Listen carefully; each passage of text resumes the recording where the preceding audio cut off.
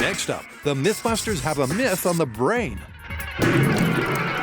Okay, well, I hope you guys have your brains in gear. Always do.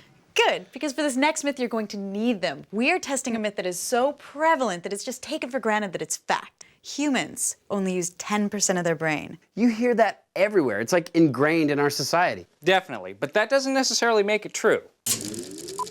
This myth is so pop culture that it even made it to The Simpsons. Joke if you will, but did you know most people use 10% of their brains? I am now one of them. But are we really only using a fraction of our brains? I think we need to come up with the biggest, most challenging brain test, one that will test every single area of the brain. Well, let's utilize some sort of technology that can monitor brain activity and then maybe come up with like a quiz that could stimulate that activity. Sounds good, but you know, I think we need some more info. So if you guys want to figure out how we can map the brain for a quiz, I'll find out more about the brain itself, its parts, and how they work. Cool. So before they start quizzing, they need a brain expert. And Grant has found just the man, Dr. Manley. So if we were to go about testing what percentage of your brain you use, what sort of tests could you recommend? There's a number of tests that one can do to look at brain activity or functional connectivity. One of the earliest ways that we determine to do this is with what's called an EEG, or an electroencephalogram. And this is where we measure the surface electrical activity on the brain. And when you do an EEG, you can see that all parts of the brain have some sort of activity. I know the brain handles a lot of functions around the body, but what are the various parts and what specifically do they do? The brain is probably the most complicated organ in the human body, and as you can see here, the brain has many different parts and structures, which we break down typically into the frontal lobes, which are involved in executive functions such as planning and judgment. We have the temporal lobes here that are primarily involved in language here on the left side, and towards the medial part of it are involved in memory. The parietal lobes here help to integrate a lot of the sensory information. The occipital lobe, which is in the back, is how we process all of our visual information and things of that nature. And that's important to remember for testing this myth. With different areas of the brain responsible for very different functions, they'll need a variety of tests to trigger every single part of Grant's brain, so the EEG can track its activity. Armed with this info, Grant heads to the studio where the brain games can begin. To test the myth that we only use 10% of our brain, we have this amazing MythBusters game show set. Now, Grant's gonna be hooked up to an EEG and monitored by our specialist, Cynthia Curson. Will this enhance my innate telepathic abilities? No. I get to play the host today and present him with all of his challenges. Challenges is an understatement. These tests were devised by Dr. Manley to strain every part of Grant's brain. So now, the first round of Brain Busters. Memory Mania. This tricky test will target his temporal lobe. Grant, we're going to present you with 10 images of a person and an object. Then, we will repeat the images of the people, and you have to name the object that's associated with that person. Are you ready? I'm ready. Adam Savage goes with Orange. 1 right. By recalling who goes with what, Gun. 2 right. Lion. That's 3 right. Grant's temporal lobe is triggered, Tree. 4 right. and the corresponding brain activity is recorded on the EEG. Cloud. 6 right. Wheel. 7 right. With 1 test down and 1 perfect score, round number 2 is crazy calculation, which should be the ultimate challenge for Grant's parietal lobe. Are you ready? I'm ready. Begin. 12, 13. To add extra difficulty, the numbers will spin and fade, while an audio track spits out others to distract Grant. 29. 10. You are correct. The answer is 10. Next question. 12, 2. You are correct. Then the unthinkable happens. Grant gets a math question wrong. 6. The answer is 7. You fail. 6. But 1 wrong answer doesn't deter Grant, 5. Correct. and he nails the rest of the round. 2. 12. 6. You are correct. You get 9 out of 10 and advance to the next round. Grant's brain is certainly getting a workout, but is it a strain on more than 10% of his brain?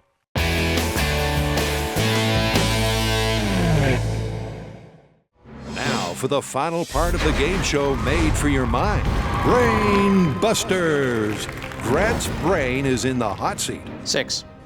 to find out if he's using more than 10%.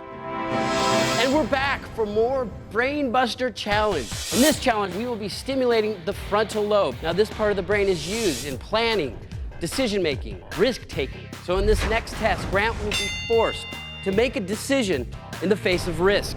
Grant, right in your face is a 12-inch balloon. You will control its inflation by the button at your fingertips. This is a risk and reward task. Are you ready? I'm ready. Start to inflate. The longer Grant inflates the balloon, the more points. However, if the balloon bursts, he'll get zilch. Okay. 4.4. 4.4. Inflate all the way. My goodness. Okay. 9.3. Wow. That was a crazy big balloon. With his frontal lobe probed, the final challenge is flash frame. So the next round, we are going to stimulate the occipital lobe. That is the lower back part of the brain. This is the one that helps you process visual information. Let's see how Grant does this round. This test may look easy, Hammock. but Grant's occipital lobe must work hard to detect the differences. Greenhouse. Asparagus. Mane on the zebra. You got 4 out of 5 correct. And for those of you playing at home, here's what Grant missed. The clouds actually appear on the horizon. Got it. With that, this episode of Brain Busters is over. So we have tested all 4 lobes of the brain. But now what we need to do is look at the EEG, crunch the data, and find out exactly how well his brain is firing.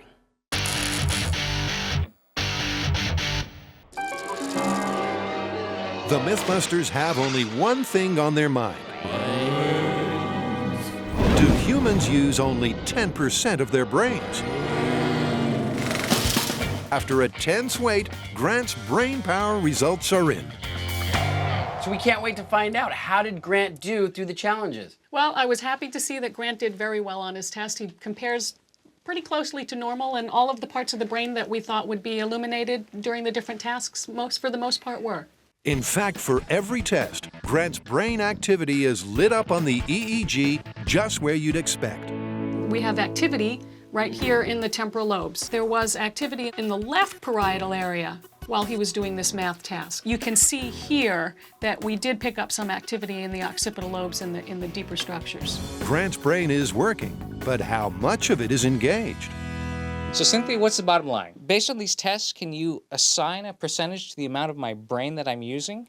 Based on these results, we can see that the right parts of your brain were being activated during the certain tasks, but we can't really make a determination about the percentage of your brain that you were actually utilizing. The results of the EEG tests showed us that we actually constructed these tasks to excite the right parts of the brain, and in fact, they were excited in the way that we expected. Unfortunately, they were inconclusive in actually giving us a percentage that we could assign. The EEG focuses on the surface activity of Grant's brain, so it can't provide a conclusive all-over percentage. And inconclusive just doesn't cut it for the MythBusters. So we need another brain testing device. I think I have just the thing. We should go to the MEG. Apparently, it can give us the kind of brain mapping we're looking for. Oh boy, I see more quizzing in our future. Well, actually, Tori, more quizzing in your future as the team heads to UCSF Biomedical Imaging Lab, where they'll use an MEG to read Tori's mind. I don't know if I'm ready for this. Now, the magnetoencephalograph is much more comprehensive than the EEG. any electrical current is going to produce a magnetic field. The MEG uses extremely sensitive superconducting sensors to measure the field that the brain's electrical current generates. It's a sensitive machine that can detect even the tiniest brainwaves. And in the capable hands of the UCSF brainiacs, You guys aren't gonna erase my memories, are you? Don't worry. Tori is carefully hooked up for testing. Help me get out of here. So we're gonna put this microphone up by your mouth so we can record what you're saying. You're gonna leave me in here? Bye. Bye. Should we start at defrost and work our way up? And now comes the hard part, a series of 4 tests to put Tori's brain to work and find out if he's using more than the mythical 10%. All right, please start holding still. Like the EEG, we're going to start by firing up the temporal lobe. Now, this is the one associated with memory and auditory stimulation. Okay, Leighton, so how does this test work? So I've trained Tory on these word pairs, and what he's going to do is he's going to hear one of the words and he's going to speak back the word that he's been trained on that's associated with the first word. Basket. Tory. Book. Adam. Coffee. Grant. He said my name. He recognizes us. Paper. Jamie. So all these different numbers here are all the different channels all over his head, and they're all recording activity. There's a lot going on. There's a lot going on. Tori completes test 1 with flying colors, and then it's on to the occipital lobe test with some familiar faces. I feel like I'm in a Kubrick film right now. Okay, Tory, here's what you're going to do. You're going to be looking at the screen, and there are going to be faces appearing on the screen. Okay. And the faces are either going to be ones that are familiar to you, like Kari there. If you see a familiar one, you press the button with your right hand. Okay. If it's an unfamiliar face, one you've never seen before, like that person right there, you're going to press the left button. Okay. And that's it. Hey, who's that guy? Now, the occipital test, it wasn't that hard, but it was designed to stimulate the part of my brain that visually recognizes things that I already know. Yeah, I just saw him push a button there. Oh, that's cool. Test number 3 is a simple math task to stimulate Tori's parietal lobe. All right, so what's this test all about? There's going to be a pair of numbers flashing on the screen, and the numbers can be either the same or different. And if the numbers are the same, he's going to press the left button. If they're different, he's going to press the right button. As the numbers flash, Tori does his best to press the right buttons, but it seems the tension is getting to him inside the MEG. Oh, try not to grit your teeth, please. All right. You can tell that? Oh yeah, you can see the little squiggly lines. Wow. For the frontal lobe quiz, the team uses a test which seems like a simple enough combination of text and color. What happens is a word appears on the screen, and the word is a color, either yellow or blue. And the color of the word itself can be either the same color as the word or a different color. And when the two are incongruent, it creates a cognitive conflict, and that really drives activity in the frontal lobe. Oh, I like that one. That's cool. It's cool, but deceptively difficult. And with all the tests complete, Tori's head is completely checked. Hey, good job, man. Who are you people? What year is it? All right, so tell me, am I using more than 10% of my brain? We'll know in a couple of days. We'll have to crank on the data. But preliminary results show that you're missing part of that frontal lobe where it tells you not to jump over red wagons with bicycles. Can we wipe that memory from my brain? So I just came out of the MEG, and that was so cool. I mean, I'm laying there on this bed. I got wires taped to my face. They stick my head into this huge cylinder, and this MEG is so sensitive that it can detect which lobe is being activated by each test. Now, watching over the shoulders of the technicians and seeing there's one graph where you see all of the electrodes and just what each one is reading. You can see for a certain amount of time, it's sort of a flat line, and then there's some stimulus comes up and they go whoosh, like this, you know, it's really cool to see that. I mean, it's crazy. It's like out of some science fiction movie. But the coolest thing is, this is real. This is real science. Real science that tells us exactly what's going on in Tori's brain. We don't have all the data back in from all the tests yet, but I mean, right now, it's pretty obvious. We use way more than 10% of our brain. Knock on wood.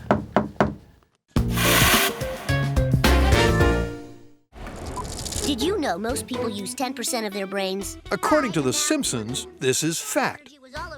But the MythBusters are putting that to the test. Well, this has been terrific. Let's do it again sometime. And Tori's MEG results are in. We're back at UCSF to get the results for Tori's MEG. This is going to tell us if our myth is confirmed. It's a really big moment for us. Yep, so it's over to the neurologist to reveal the final percentages. So we've got the results from the MEG. How's the myth looking? Very interesting. I think that there's an element of truth to this myth. If you look at a 100 millisecond time scale and you're doing one thing. Basket. Tori. We see about 10% of the brain active. But that's just 1/10 of a second. What's the percentage of the brain activity during the entire challenge? We found that the total overall brain activation was about 35%. 35%. So the myth is busted. Totally busted.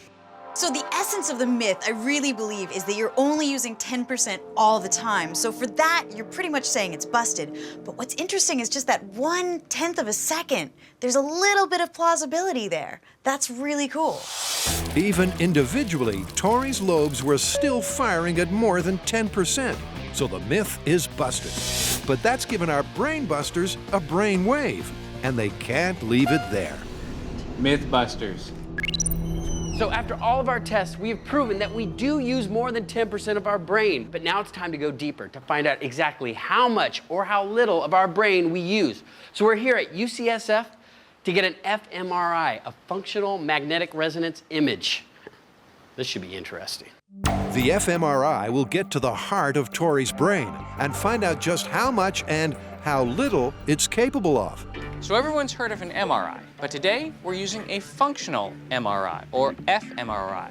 It's a little bit different process. Here's how it works.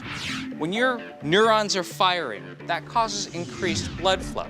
Now, blood that has high oxygen content has a different electromagnetic signature than blood that has a low oxygen content. So, when your neurons are firing, the blood's flowing in that area, the fMRI picks that up as increased activity in a specific part of your brain.